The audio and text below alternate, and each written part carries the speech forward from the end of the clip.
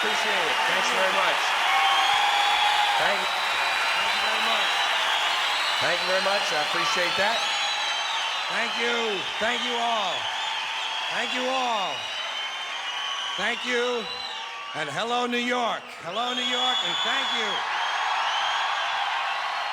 Yeah. Okay. Well, tell you what. Now, to balance the scale, I'd like to talk about some things that bring us together. Things that point out our similarities instead of our differences. Because that's all you ever hear about in this country is our differences. That's all the media and the politicians are ever talking about, the things that separate us, things that make us different from one another. That's the way the ruling class operates in any society. They try to divide the rest of the people. They keep the lower and the middle classes fighting with each other so that they, the rich, can run off with all the fucking money. Fairly simple thing, happens to work. You know, anything different, that's what they're going to talk about. Race, religion, ethnic and national background, jobs, income, education, social status, sexuality, anything you can do, keep us fighting with each other so that they can keep going to the bank.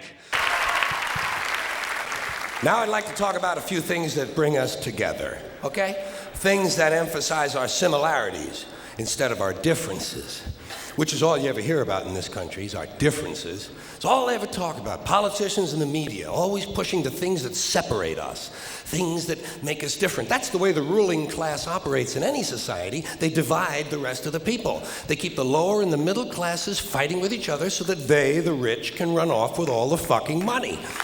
Fairly simple thing. Fairly simple thing. Happens to work. Anything that's different about us, you know that's what they're pushing at you. Racial differences, religious, ethnic, national backgrounds, jobs, income, education, social status, sexuality, anything they can do to keep us fighting with each other so that they can keep going to the bank. You know how I describe the economic and social classes in this country? The upper class keeps all of the money, pays none of the taxes. The middle class pays all of the taxes, does all the work. The poor are there just to scare the shit out of the middle class. Keep them showing up those jobs. So what would you do if you were the planet trying to defend against this pesky, troublesome species? Let's see, what might... viruses. Viruses might be good. They seem vulnerable to viruses.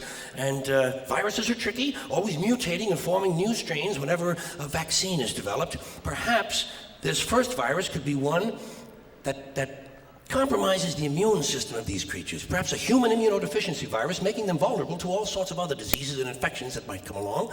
And maybe it could be spread sexually, making them a little reluctant to engage in the act of reproduction. Well, that's a poetic note. And it's a start. And I can dream, can't I? I don't worry about the little things. Bees, trees, whales, snails.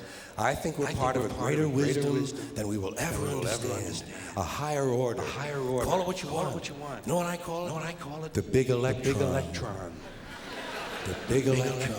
Whoa.